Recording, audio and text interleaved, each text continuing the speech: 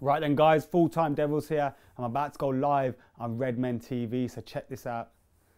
How's it going on, mate? Are you feeling happy down the other end of the M62?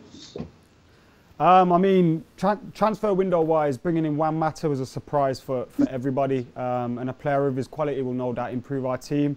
Still a bit disappointed that we haven't, sorted out a few areas where we need to, central midfield and left back. But apart from that, decent window.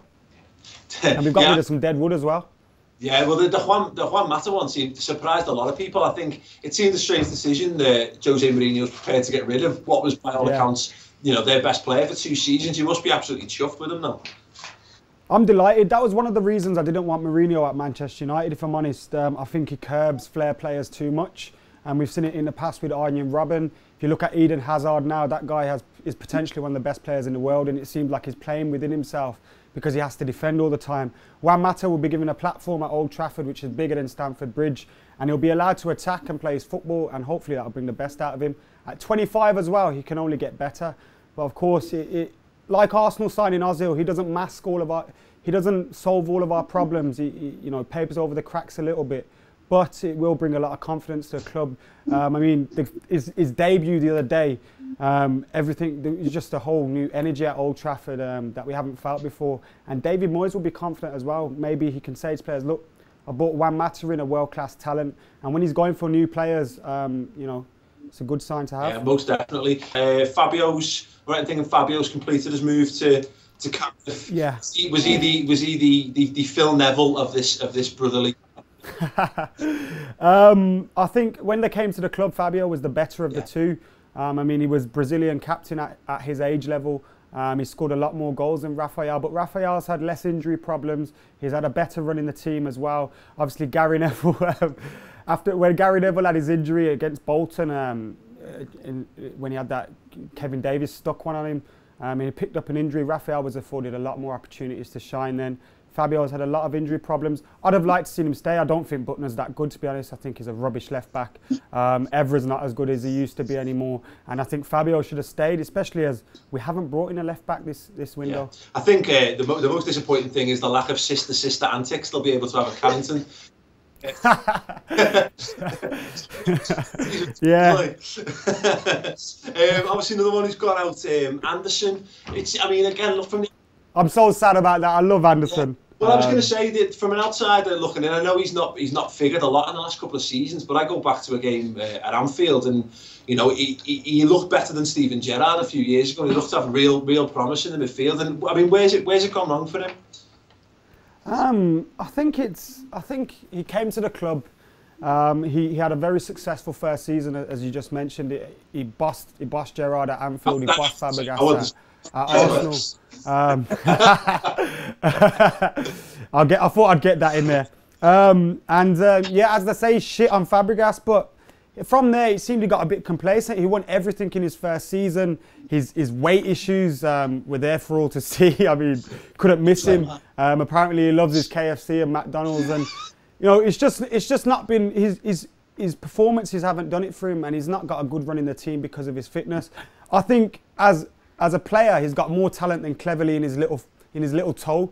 But Cleverley works harder in training, and you see him start, and even though he shouldn't be starting because of his efforts in training, he does get those. Anderson didn't work hard enough. Yeah. What about Zaha? I mean, he looks a talent. I mean, has Moyes just not been able to get the best out of him, or do you think he's still one for the future, or maybe has he been? Is he a little bit more familiar with Moyes' daughter? Someone told me he's definitely behind one of the Moyes. They just don't know which one is behind. The guys, he had a good pre-season for the club, and I thought, coming in, it'd bring a breath of fresh air to our wing play. Tony Valencia's form has dwindled since his injury. He's not been that good. He's been found out. He's so one-dimensional. Everyone knows what he's going to do. And we thought, an exciting winger like Zaha coming to the club will get his chances. He didn't get those though when the competitive football started, and that's when the rumours all came about. On a footballing side of thing though, Januzaj is so much of a talent, is a much bigger talent than Wilfried Zaha is, and it must be difficult for a manager to start two young potential potentially top wingers in the same side, especially when there's so much pressure on him. So I kind of see why he didn't play. And when he did start in competitive football, he didn't look that good. He looked unsure on the ball. He was almost as if his brain wasn't catching up with his feet, and it just didn't look comfortable. Hopefully we see him do well. He's playing for Ole Gunnar Solskjaer now at Cardiff. He's there with Zaha as well. He's gone there with Fabio as well. So we've got familiar faces around him. So hopefully he can have a decent loan spell and come back rejuvenated. But I honestly can't see him coming back. I think if David Moyes fancied him, David Moyes gave literally everybody an opportunity at the club, which I take my hat off to him for, but he didn't give Zaha a chance, and he probably did get behind his daughter. Yeah. Allegedly. So, what did you make of the summer signings? Then I know it was a big deal. Signings. Yeah. Signings. Fellaini, essentially. He's not set the league alight at United yet, has he? Yeah. I mean, I was speaking to a few of the lads just about 10 minutes ago about Fellaini, and I think if we were told David Moyes' first 2 signings as Manchester United manager were Marouane Fellaini and Juan Mata, a lot of Manchester United fans would have snapped their hands off for that. So I think Marouane Fellaini, it's difficult to judge him. He came in the window, at the end of the window, after we had chased and flirted with Fabregas and Thiago Alcantara and all this, and he came in as kind of a last choice. And I think with the pressure at the club, obviously the transitional period, new manager, new chief exec, all that pressure that has came with him, it's difficult to judge him after 6 months. I'm not one of these people that will start judging players after 2-3 games or something. You have to give him this season and the start of next season. Give him a pre-season with the lads as well. Get him in there. He's been injured as well, so let's get him back in. Obviously we got Wayne Rooney back, Robin van Persie, Juan Mata in the team now, so the pressure will be off him a little bit. So I'm hoping to see some decent performances from him. The only trouble is every time I've seen him play well, it's been in the number 10 role, and we're already spoilt there. Kagawa, Rooney, Januzaj, Mata can all play in the number 10 role, and Fellaini doesn't cut the mustard when you're looking at those players. I mean, what have you made of the season so far? It must have been. You've just been waiting to ask me that, haven't you? I've got all the transfer bollocks off the way. Like, I mean, look. To be fair, it must have become. I've got to go, lads. Shock to the system. We've got an Evertonian behind the camera as well. Who's got a wry smile on his face. But no, I mean, obviously, it must come as a massive shock to the vast majority of Everton's. Yeah, they're playing well. To Man United's fan base, there'll be some Man United fans who've never known anything but total dominance. Yeah, I'm one of those. I'm one of those. I've been going. I'm 24 now. I've been going to Manchester United games for 18, 19 years, and I've never witnessed any. The most I witnessed like this was when we didn't make it through the Champions League knockout stages and finished 3rd, and that's the worst it's got for me. I know that I'm just trying. Yeah. That's the worst it's got for a lot of Manchester United fans. And the time is now. The club has spoilt us with success. I mean, you've been looking at us winning all the trophies, and we've been spoilt, and now everyone's having their fun. They're taking the piss out of us, and it's all a laugh and a joke. But right now, we have to stick by our manager, we have to stick by our club, and we have to stick by our players, because nothing happens overnight. You had Arsenal fans 7-8 months ago screaming Wenger out. He signed Ozil, and then they all got the tissues out and started Wenger in and all this, and it's like. You have to look at the bigger picture. We lost our chief executive, David Gill. We brought in Ed Woodward, who's an accountant. He knows fuck all about football. And if Ed Woodward's trying to sign you and bring you to the club, he's not the man to be doing that, because he doesn't know nothing about football. Obviously, then we had Sir Alex Ferguson, the greatest manager of all time, in my opinion, leaving the club.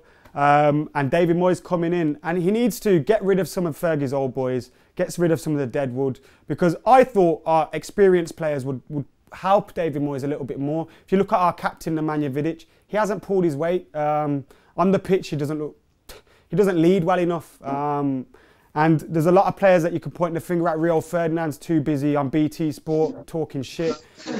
You've got a lot of players like that haven't pulled their weight. And once David Moyes gets rid of those, gets rid of the likes of Anderson, as much as it hurt to see, get rid of some of those players and bring in some of his own men. Only then can we judge him. I think we'll get into the top 4 this season. If you offered me top 4 at the beginning of the season, I would have told you to piss off, to be honest. But right now, it's looking like that's what we can hope for, top 4, top 3.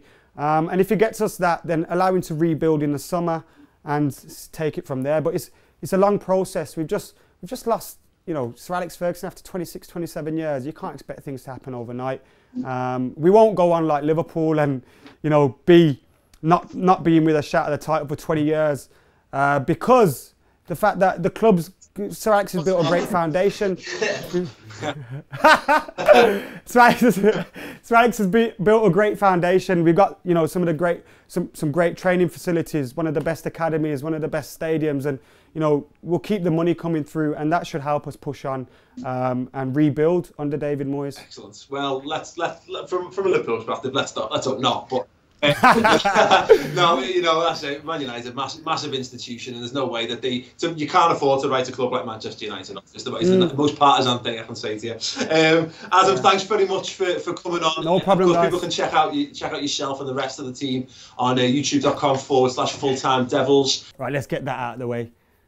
They didn't go too bad on me, did they? Not that they can after almost over 20 years without a title.